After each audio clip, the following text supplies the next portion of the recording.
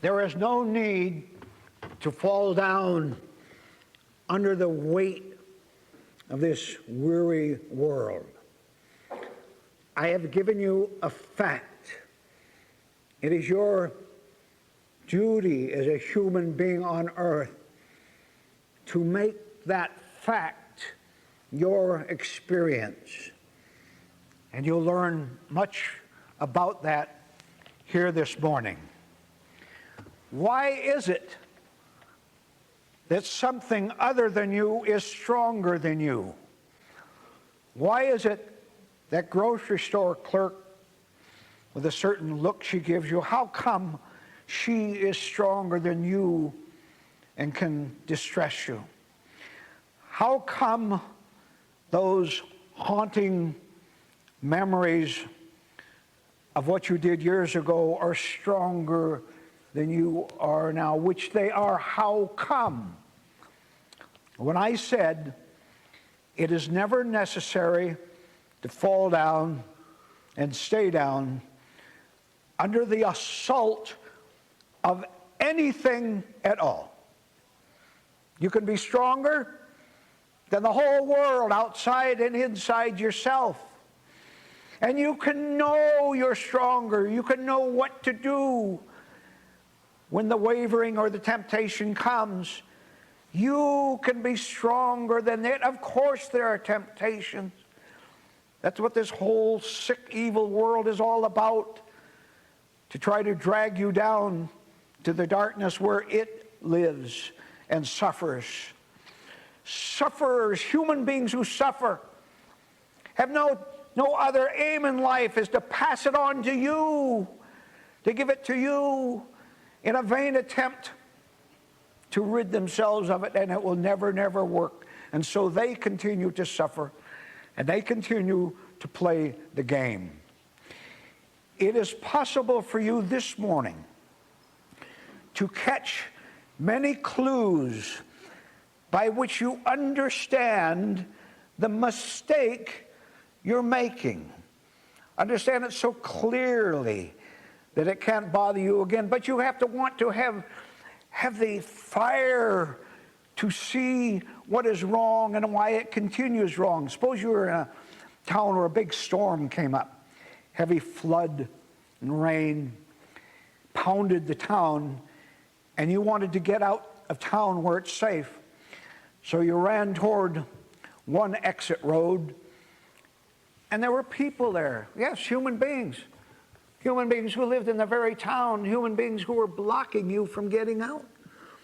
They had barricades, and they had rifles, and they had hard and threatening faces to try to keep you inside the storm.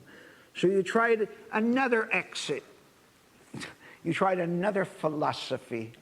You tried another relationship.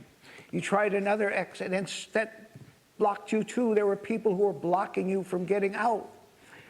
Wouldn't you be fervent with the wish to find out who those people are and what they're doing there and how come they have influence to block you and keep you out of the peaceful meadows beyond the storm?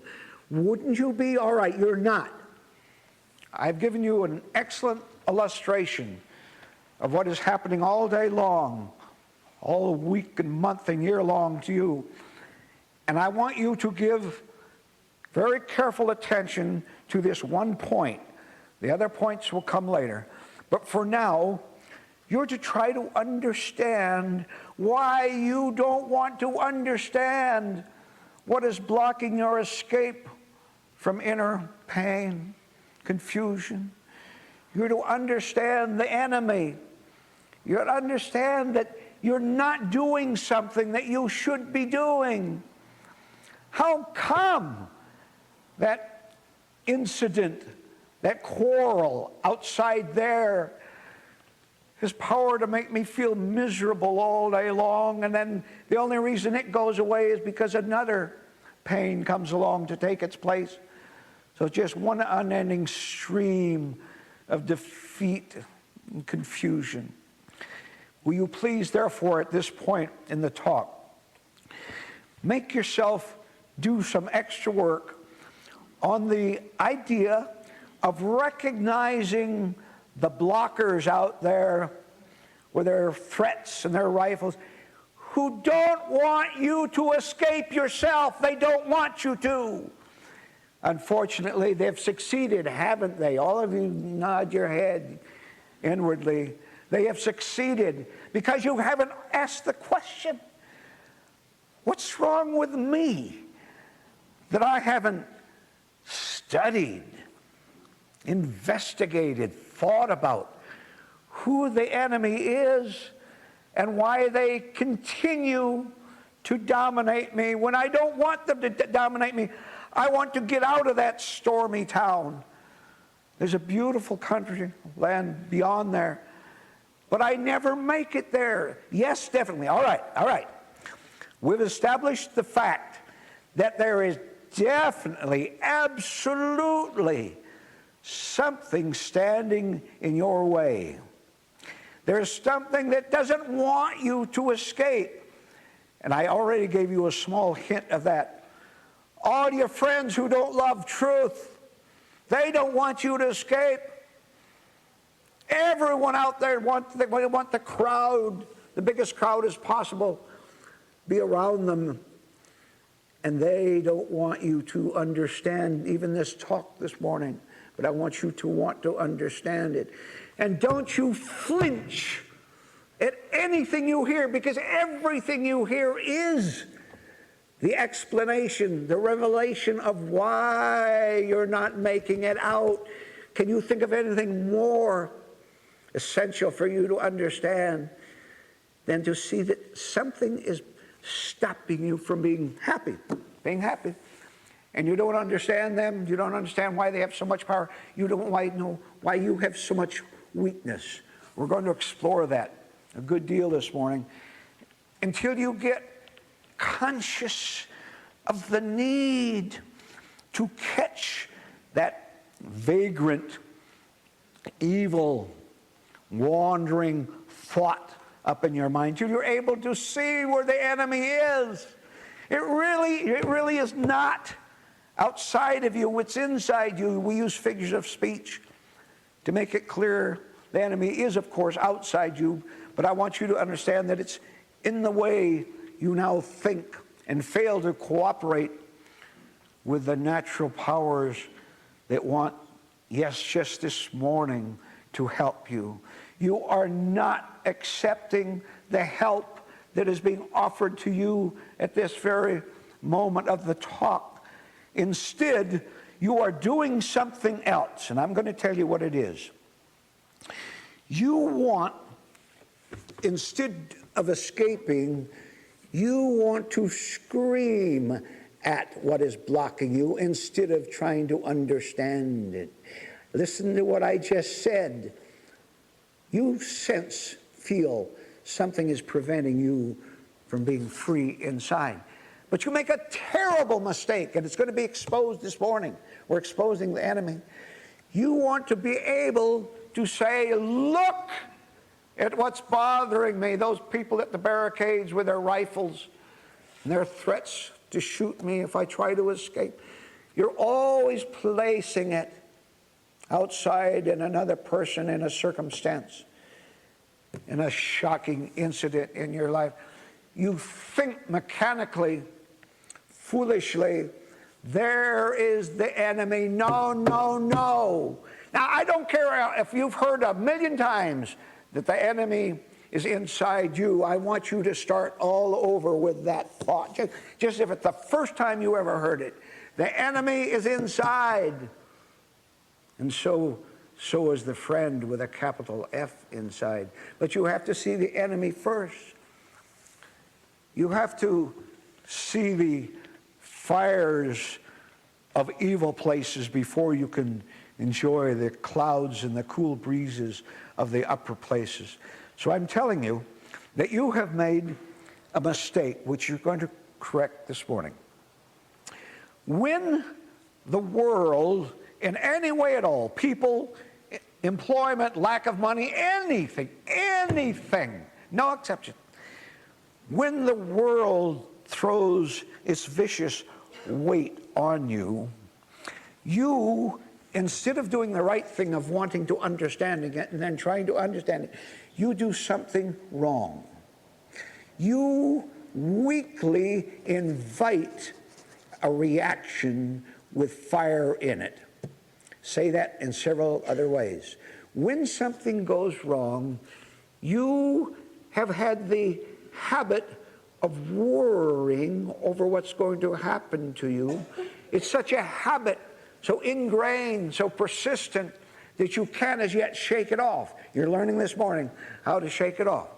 But you are in love with sensations. See that for yourself. Now, I just said something to you. You see it for yourself.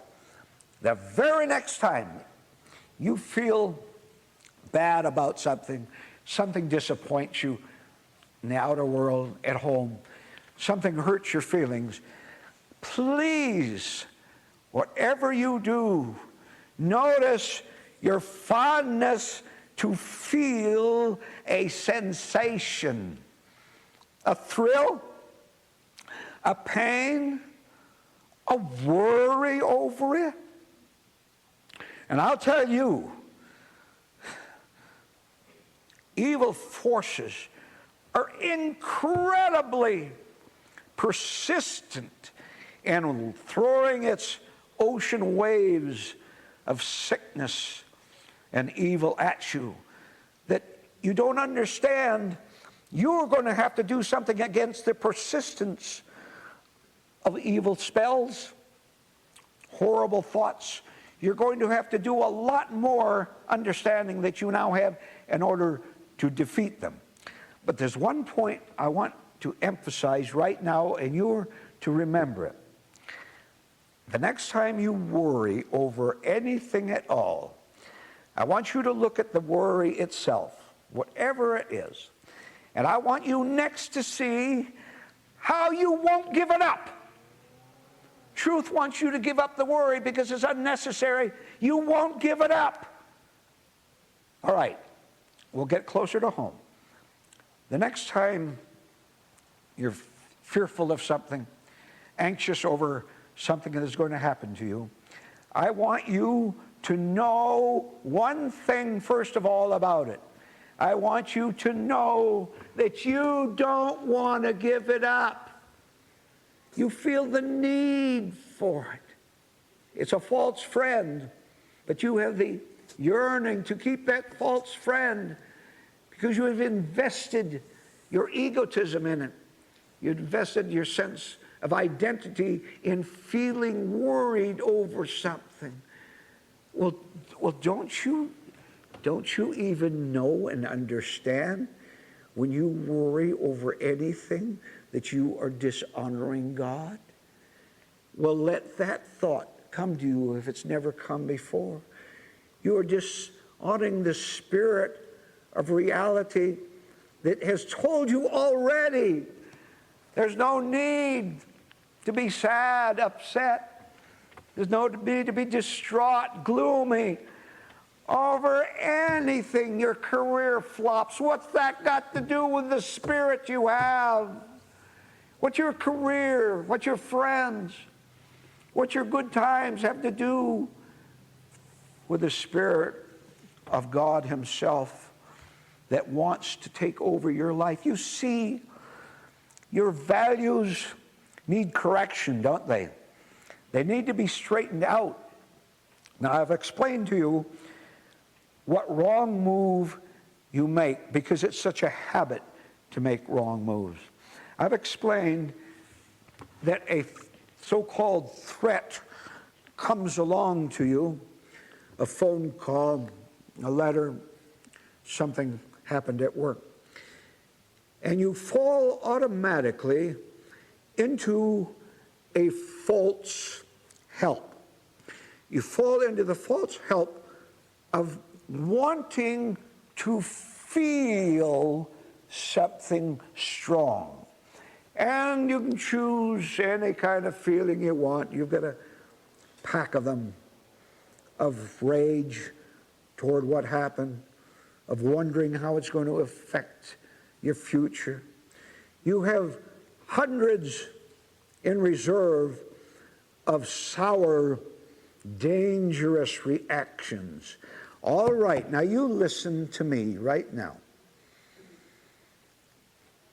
You think it's needful, necessary to go into that dark, evil reaction.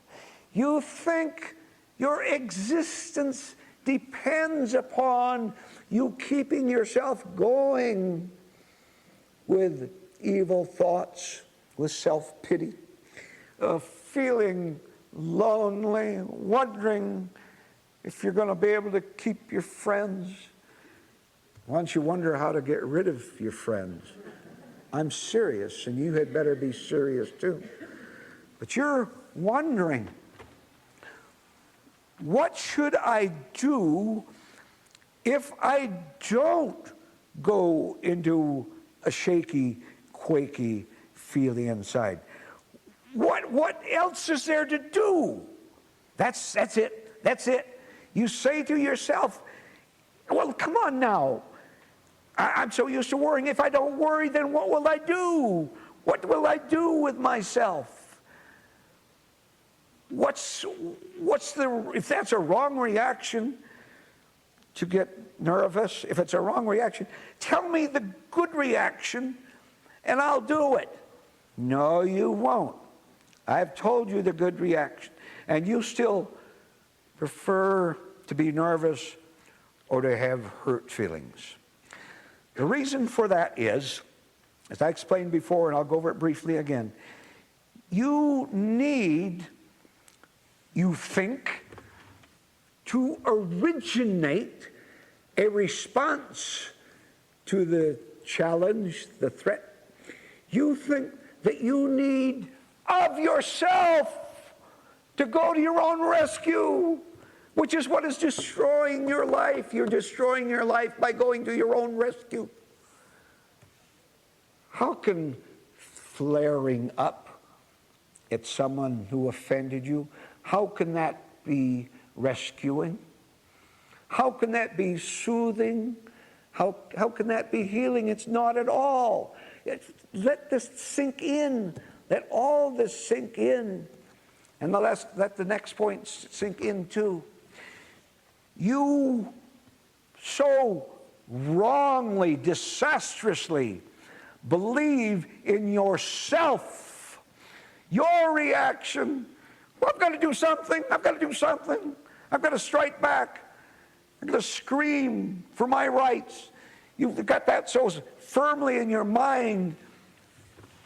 Too bad. Too bad that the only thing you have in your life is you. How utter tragic, and you know it because you've lived that tragedy, that there's nothing but you in your life, right? You tell me. You tell me one other thing you have besides you in your life. I know you can't do it, but you're going to learn how to have something that is above you. You're going to learn that the last thing you should do is call on yourself for help. What's it got you? Now, anyone with a little honesty can say, what's it got me to call on myself is just more of my miserable self and more desperation to find a way out. All right, I've got news for you. You don't want the way out. If you wanted it, you would have had it. No. You prefer to believe that everything depends on you. I'll make a correction for you. Everything depends not on you as you are now, but on you using your power of choice in a new way. You can choose. Yes. There is a chooser there, which is not the ego self at all. There's something there that is able to say yes or no, up or down. And I'm asking you to call on that even while you're hearing this talk.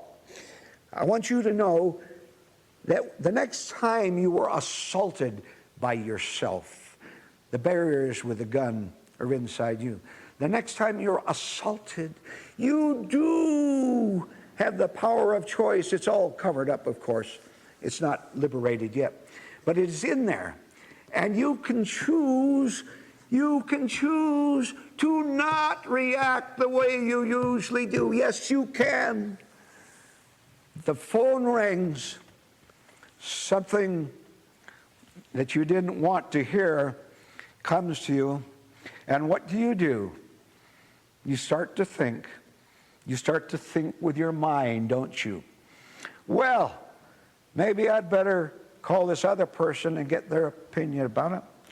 Maybe I should write a letter. Maybe I should make a plan to push away the threat.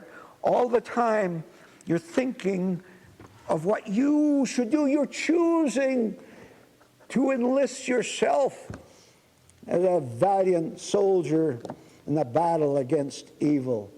You're always calling on yourself. Now, I am telling you that you've got to practice this. You've got to do it. You have to do the work. That the next time anything upsets you, you're embarrassed over some little thing, you drop something in the kitchen, small or enormous, the size makes no difference. God is above all. The next time that happens, you're going to remember that I told you that you do have a chooser. It's still there. As I said, it's pretty weak just now. But you have the opportunity to choose a different way to react to losing all your money, to losing your boyfriend, girlfriend. You can react in a way that you can't comprehend now, but I'm telling you that it exists. You have an experience. That's all right. You're on your way to the experience. But you can see and understand eventually that what I'm telling you about the superpower, which it is, that is ready for you. Now, you decide that you're going to choose another reaction other than the one you now have.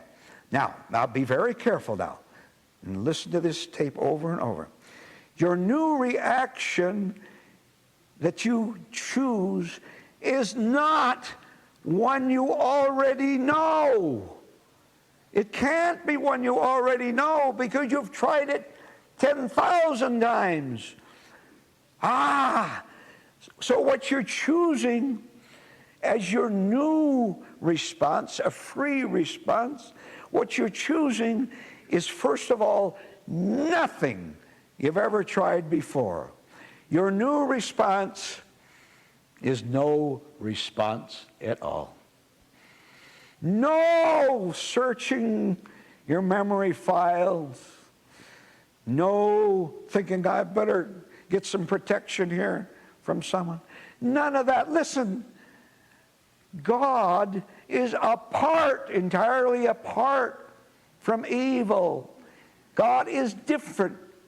So, you've left room for something else than what you've previously known to come into your mind. Oh, but I told you about the incredible, and I want you to see it as incredible, not to fear it, but to see it as incredible, the power of evil mechanical memory and repetition. You have made your tiny little choice. Thank heaven you have made the choice for the first time. You've chosen to not choose. You've chosen to remain silent, to be still. Oh, I tell you, what a marvelous experience you're in for next. You're going to be conscious of something you never ever knew before, which is the overwhelming, fierce force of evil. It is noticed, oh, I tell you, both God and Satan are watching you. And Satan is watching you the first time you try this right, truthful course instead of falling into your mechanical, usual reactions. Evil watches you and says, I've had him or her for a long, long time. The purpose of my life is to torment people. If he escapes, I won't have anyone to torment. The devil is always in torment himself, by the way. He's always tormented. Satan knows he has no future life. He knows that. That's why his whole life, yes, human beings whose spirit comes into human beings, evil human beings inhabited by evil spirits. That's what I'm talking about. They're out there, they're thick. They outnumber you 1,000,000,000 to 1. See, now you weren't really too afraid of that statement, were you?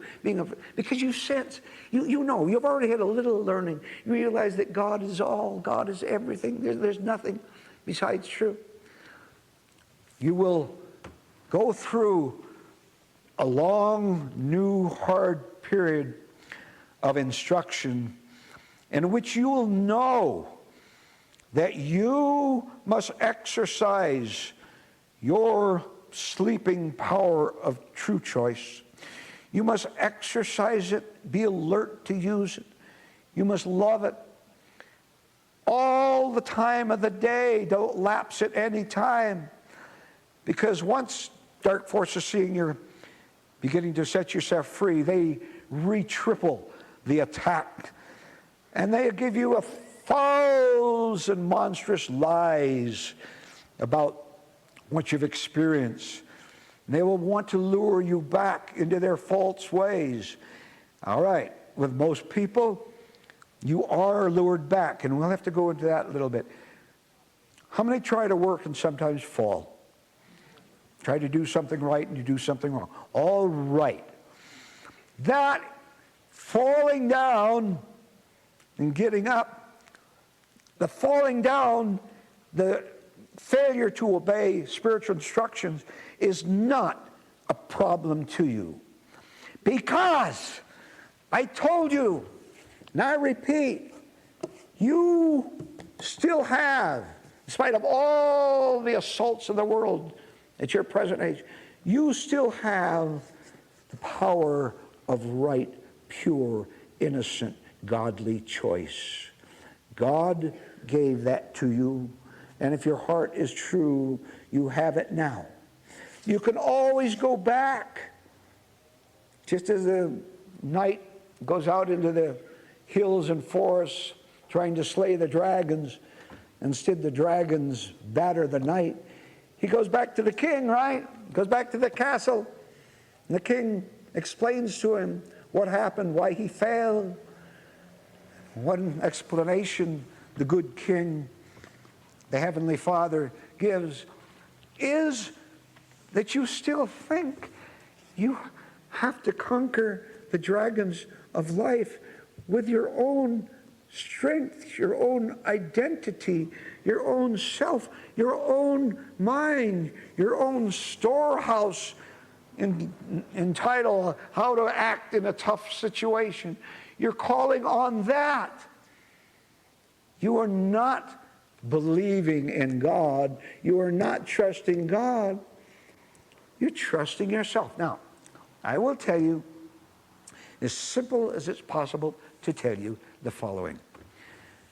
God truly exists. Help authentically is waiting for you. I don't care how bad it gets. You can write back to the castle anytime you want and get more instructions. And one of those instructions will always be, look at the moment of the crisis and see how deeply, desperately you are in love with feeling bad. Worried? That's your life. That's your foolish, destructive life. You're so afraid to not feel something, and I gave you instructions a few minutes ago. From now on, you're going to be godly. You're going to be spiritual. You're going to be brave. And you're not going to invite any feeling at all the next time you get knocked around by life. You're not going to invite any feeling. You're going to sit there quietly. Maybe you're walking around somewhere. And you're not going to have any care over what happens to you as long as you remain silent, because I'm telling you now, only good things can happen to you when you push away your usual pleas for help, push away your thoughts and your beliefs. Only something good can happen to you, but you don't know that yet, because you've taken false goodness as true goodness. And you want to make sure when the trial or the defeat comes up that you're going to continue to exist. You've got to keep the fires burning. And so, yes, you actually allow the villains and the knaves and the rascals and the devils to enter you, to torment you again and again and again. That's the story of your life. I know it. I want you to know it. Oh, let's see where we are. We're at the point where you have refused to be you in the reaction over that hurt feelings that come. You've refused to be you. Because when you're you, all you can do is hurt you. There's nothing else but self-hurt. Falls on your vanity, falls on your feeling of isolation, and you say, at least I feel angry. At least I can get revenge on people. At least I can keep myself going. You never had a self to keep going. You had the delusion of a self. And it's killing you. It's killing you. How many would like to stop that process and come alive? All right. Go over it a little bit more. The next time you're hurt, you're going to be very conscious of the fire feeling that went through you. And you're going to notice how egotistical you are. You refer everything to yourself. Oh, I've been an alcoholic for 50 years. Oh, I've never made much of myself, but I didn't have the breaks. All the chattering mind can do is to blab and brag about itself. Brag about its failures as well as so-called successes. Oh, what a dawning will come for you when you understand even that just one point I brought up, that your egotism, self-centeredness is supreme. Now listen to me. It's the only thing you have. You have nothing else. No. You don't have the spirit of truth. You have a yearning for it, which is good. But all you really possess is you and thinking about how you're going to impress the next people you meet. Thinking about you, how you love a certain activity. Every thought starts with I, me, mine. Your growing awareness of that will properly horrify you. And you will say, oh, come on, I can't believe it. I'm 60 years old. And all the time I thought I was a nice fellow. I tried to make other people think I was a nice fellow. And all I was a selfish sufferer. Oh, what a blow. How many of you will vow to be able to take 50 times more than you can now take. 1,000 times more than you can now take. You've got to take 1,000,000 times more than you can now take. The reason this room isn't filled with millions of people, they're not going to take it. They're lost. How many of you like to be found? All right. The understanding that all you can do is think about yourself, that understanding, after putting you through an enormous, stunned state, the following of that is your next lesson. That's your first lesson. See, everything is me. And you notice how you lied and deceived other people, tricked them on stage all the time. Yes, yes, yes. Say yes. Say yes. Your eternal life depends on you saying yes to what I'm saying in this talk. Without it, you have nothing. Without it, you have nothing. Go back and die with the world if that's what you choose. You can have life. You look and you can't believe how sick and evil and lost you really were. Oh, but you got a glimpse because you had a little bit of sincerity in you. And at one point, something miraculous happened to you. One time, down at the work, something good happened to you. Whatever you'd call good, a promotion, raise in pay, someone to help you with your work. Something good came to you. And immediately it fell on your ego self. Oh, something good came to me, and I want more of them. How can more go? You're not going to find them. It wasn't a good thing for your soul. It was some little temporary victory. And that night, you went home and you bawled yourself asleep again. You had another quarrel with the people living in your home. Knowing that you're helpless and hopeless is one of the most marvelous revelations you could ever have. Because then you stop. Then you quit trying to help yourself. I went into that for a half hour. You used to go on and on. What can I do? What can I think? How can I change things? Who can I knock down? Who can I blame? Now, I want to ask you something. Listen to me now. Isn't it about time you stopped deliberately choosing nighttime?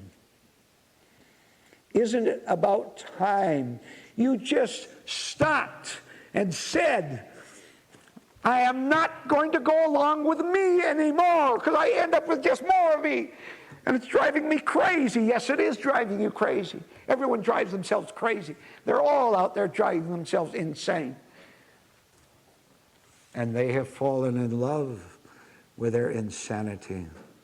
That's what they want. You let them have that. And you activate your right power of choice.